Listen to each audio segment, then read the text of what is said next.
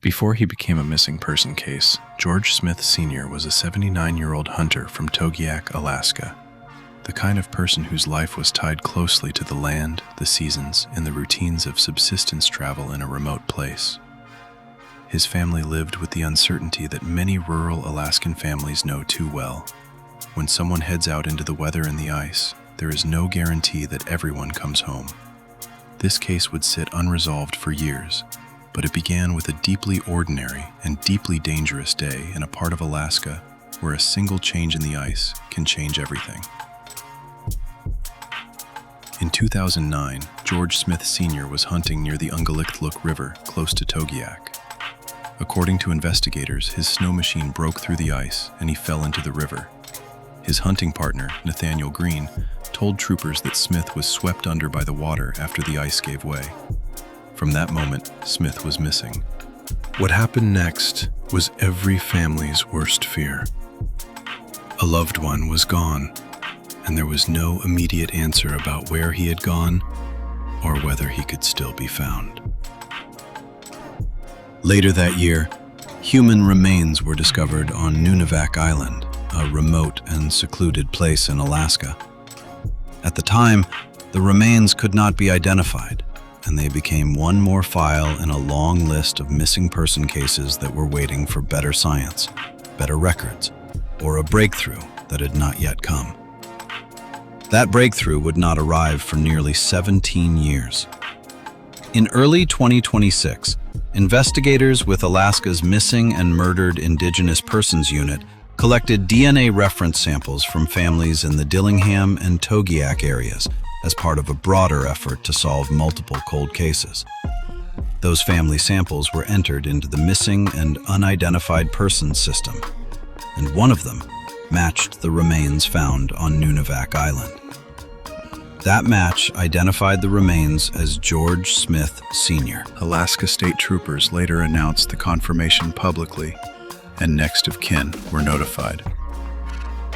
One official said the DNA sample that ultimately solved the case had originally been collected for a different cold case investigation, which made this resolution both unexpected and meaningful.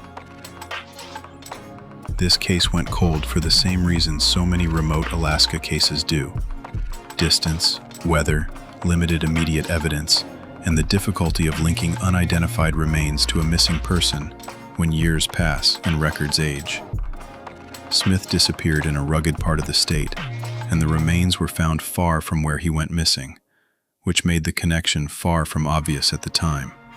For years, investigators were left without the key thing they needed: a scientific match that could bridge the gap between a disappearance in one place and remains discovered in another.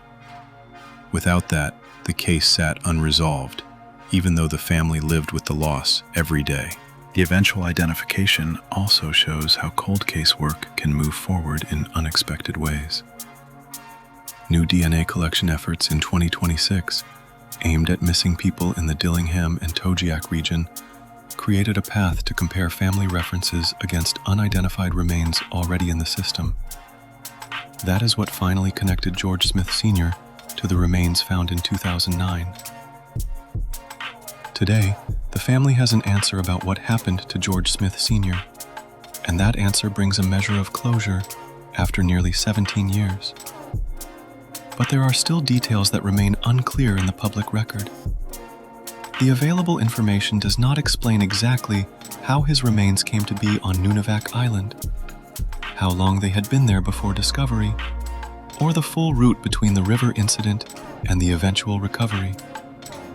What is known is this: a hunter from Togiak vanished after falling through river ice.